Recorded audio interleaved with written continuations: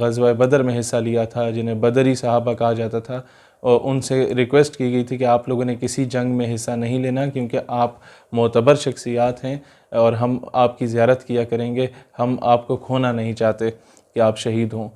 لیکن جب مسیلمہ کذاب کے خلاف جہاد کی بات کی گئی تو سیدنا ابو بکر صدیق رضی اللہ تعالیٰ عنہ نے بڑے سختی سے آرڈر دیا کہ چاہے کوئی بھی صحابی ہو، بدری صحابی ہو یا غیر بدری صحابی ہو، کیونکہ معاملہ اب ناموس رسالت اور ختم نبوت صلی اللہ علیہ وسلم کا ہے، ایک جھوٹے شخص کو واصل جہنم کرنا ہے، مسیلمہ کذاب کے خلاف اعلان جہاد کرنا ہے، تو تب انہوں نے کہا چاہے کوئی بدری صحابی ہو یا غیر بدری صحابی ہو، سب میدان عمل میں آئیں۔ اور جب تک رسول اللہ علیہ السلام نے جتنی غزوات میں حصہ لیا، اتنے صحابہ کرام کی شہادتیں نہیں ہوئیں جتنی شہادتیں صرف مسیلمہ کذاب کے خلاف ہوئیں۔ سینکڑوں کی تعداد میں صحابہ کرام شہید ہوئے، اور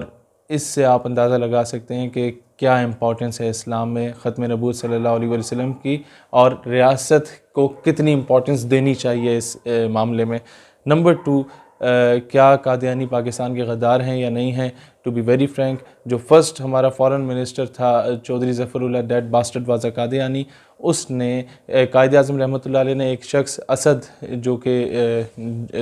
فلسطین کے علاقے سے آیا تھا، مسلم کنورٹڈ تھا، اسے ذمہ داری دی کہ آپ اسلامک کریکولم انٹروڈیوس کرائیں، اور قائد اعظم کی وصال کے بعد چودھری ظفر اللہ جو پہلا فارن منسٹر تھا، اس کو یہ خطرہ لاحق ہوا کہ جب اسلامی نظام تعلیم آ جائے گا، لوگ اسلام پڑھنا شروع ہو جائیں گے تو جہاد کی تعلیم دوبارہ ہو جائے گی، جس کے اگینسٹ مرزا قادیانی نے سازشیں کی، اس سے لٹریچر ایسٹ انڈیا کمپنی نے لکھوایا۔ 1857 کی جنگ آزادی کے بعد جب اس بدبخت کو لانچ کیا گیا تھا، اس ناسور کو، تو اس کا جو مشن ہے وہ ختم ہو جائے گا، لہٰذا اس نے لیاقت علی خان سے کہا کہ اسد کو خلیجی ریاستوں کا سفیر بھیج دیا جائے، کیونکہ یہ عربی اچھی جانتا ہے، اور لیاقت علی خان نے عمل کر لیا۔ انہیں نہیں پتہ تھا کہ اس کے پس پردہ اس کے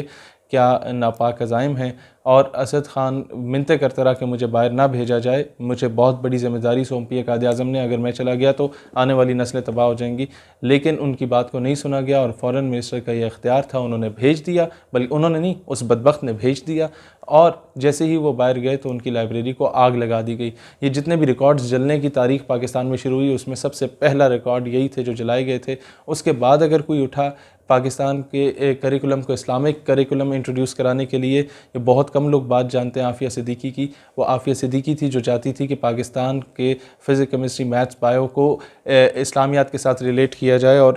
ہمارے جو اکابرین ہیں ٹیپو سلطان، صلاح الدین ایوبی، محمد بن قاسم کو نصاب تعلیم کا حصہ بنایا جائے۔ اسی میٹنگ کے لیے وہ کراچی سے اسلام آباد آ رہی تھی، اور رستے میں انہیں گرفتار کر کے امریکہ میں بھجوا دیا گیا تھا تھرو افغانستان۔ تو یہ اسلامک کریکولم کو انٹروڈیوس ہونے ہی نہیں دیا جا رہا، ہمارے تعلیمی نصاب پہ انویسٹ کیا جاتا ہے، یو ایس ایڈ کی مد میں یا مختلف این جی اوز کی مد میں آ کے پیسے دیے جاتے ہیں۔ یہی وجہ ہے کہ آج تک مسٹر چپس چینج نہیں ہوا، یہی وجہ ہے کہ آج تک سنڈریلا پڑھائی جا رہی ہے کہ ماں باپ سے چھپ کے بھاگ جاتی ہے شہزادے کے ساتھ، یہی وجہ ہے کہ آپ دیکھتے ہیں اکثر کہ ماضی میں پچھلے سال، اس سے پہلے بھی آپ نے دیکھا کہ ختم نبوت صلی اللہ علیہ وسلم کے معاملے میں چھیڑ چھاڑ کرنے کی کوشش کی تعلیمی نصاب سے غازی علم الدین شہید رحمۃ اللہ علیہ کے ٹاپک کو نکال دیا گیا۔ تعلیمی نصاب میں اقبال رحمۃ اللہ علیہ کے وہ خود ہی دلیری، غیرت اور بہادری اور عشق رسول صلی اللہ علیہ وسلم کے جذبے کو نکال دیا گیا، ایک پہاڑ اور گلیری، ایک مگڑا اور مکھی کی حد تک اقبال کو محدود کر دیا گیا۔ یہ ساری وہ چیزیں ہیں جو کہ ایک سازش کے تحت کی جا رہی ہیں، ہمارے تعلیمی نصاب کو مینپولیٹ کرنے کی کوشش کی جا رہی ہے۔ اور پھر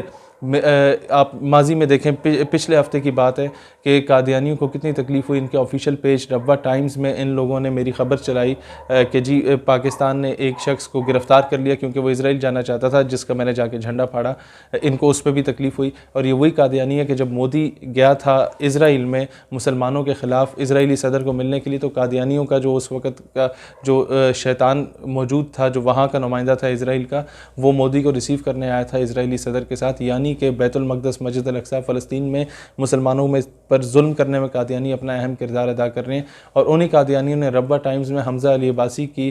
تصویر لگائی کہ جس میں وہ قادیانیوں کی فیور کر رہا ہے، اور اس تصویر بھی وہ لگائی جس میں اس نے ایک فلم میں کام کیا جو ISPR نے بنائی تھی، جس میں اس نے وردی پہنی ہوئی تھی۔ تو اس طریقے سے قادیانی ہماری آرمڈ فورسز کو متنازع بنانے کی کوشش کر رہے ہیں، عوام کو اور افواج کو آپس میں لڑوانے کی کوشش کر رہے ہیں۔ ان ناپاک عزائم کو سمجھنے کی ضرورت ہے، اور کس طریقے سے قادیانی ایک منی اسرائیل بنانے کی کوشش کر رہے ہیں، ربہ میں اسٹیٹ ود ان اسٹیٹ بنانے کی کوشش کر رہے ہیں پاکستان میں، اور بلکہ بنا چکے ہیں۔ وہ چیز آپ ان بہن کی زبانی سن سکتے ہیں جو کہ ربہ میں رہتی ہے، اور اس نے ان ساری چیزوں کو ایکسپوز کیا۔ وہ انہی قادیانیوں کی یونیورسٹی میں پڑھی، اور اللہ نے اسے یہ جرت دی کہ وہ سچ کو پوری دنیا کے سامنے رکھے۔ آج اس ویڈیو کے بنانے کا مقصد چند اہم حقائق آپ کے سامنے لانا ہے۔ 1995 میں میرے والد جو کہ سرکاری ملازمت سے ٹرانسفر ہو کے سون سے کیسر سے ربوہ آتے ہیں، اور میری جائے پیدائش ربوہ ہی ہے۔ ربوہ وہ شہر ہے جو پاکستان کا حصہ ہوتے ہوئے بھی پاکستان کا حصہ نہیں ہے، کیونکہ یہاں کے لوگ آئین پاکستان کو تسلیم نہیں کرتے ہیں۔ اہل ربوہ یعنی قادیانی وہ لوگ ہیں جو کہ نبی پاک صلی اللہ علیہ وآلہ وسلم کو آخری نبی نہیں مانتے، بلکہ غلام احمد قادیانی کو آخری نبی مانتے ہیں۔ اور یہ وہ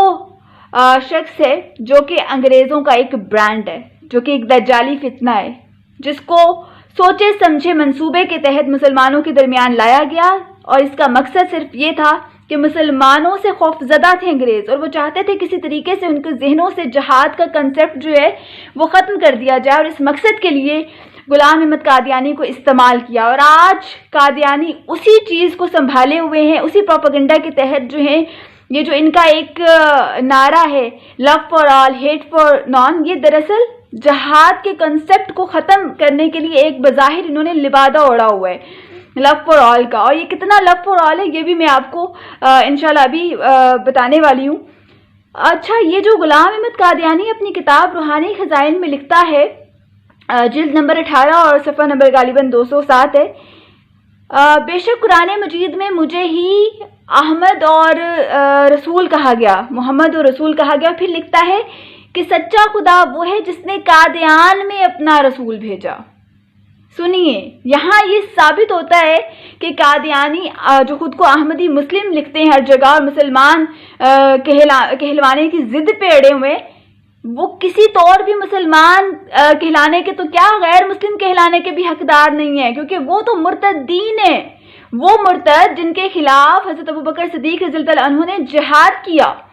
اور یہ پاکستان کے کتنے خیر خواہ ہیں اس کا اندازہ اس چیز سے لگائیے، کیونکہ میری ساری سکولنگ وہاں کی ہے، میں نے وہیں سے گریجویٹ کیا، اور یہ جو اس وقت آپ ڈگری دیکھ رہے ہیں میرے ہاتھ میں،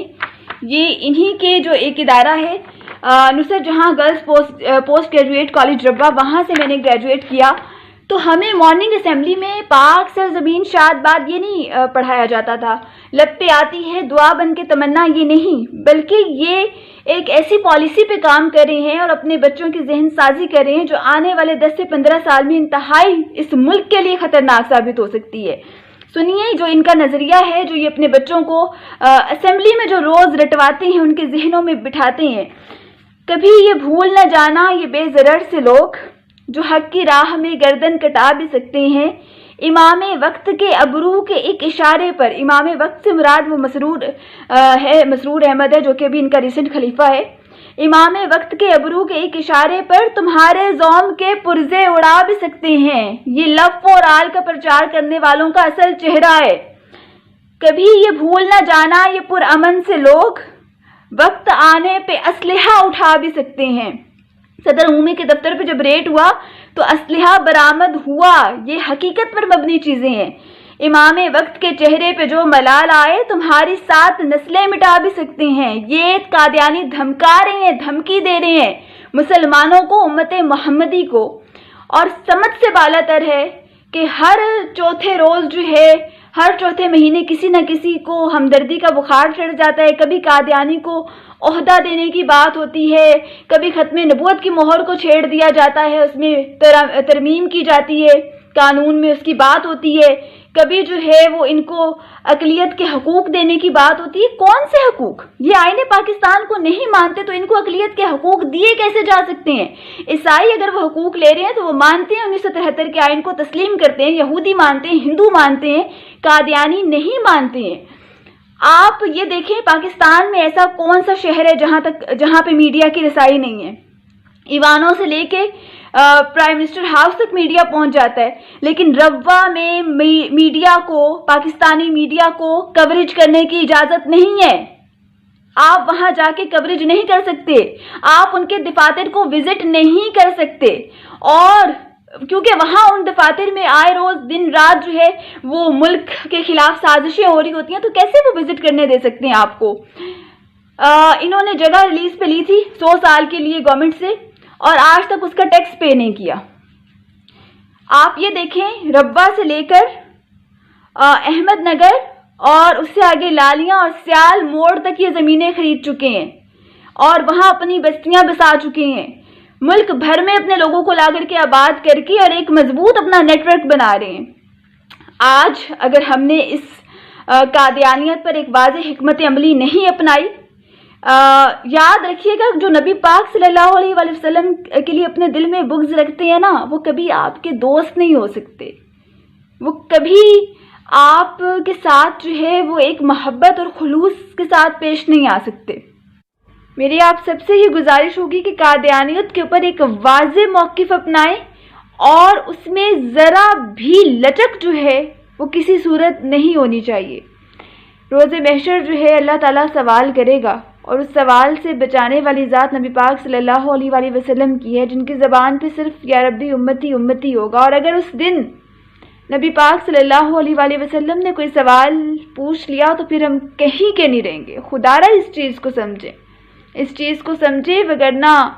مکمل سلسلہ ہوگا تباہی کا تو دیکھیں گے۔ پسے پردہ چھپے تھے کیا حقائق پیش منظر کے۔ اور اس ویڈیو کو سب کے ساتھ شیئر کریں تاکہ لوگوں کو حقائق ملیں۔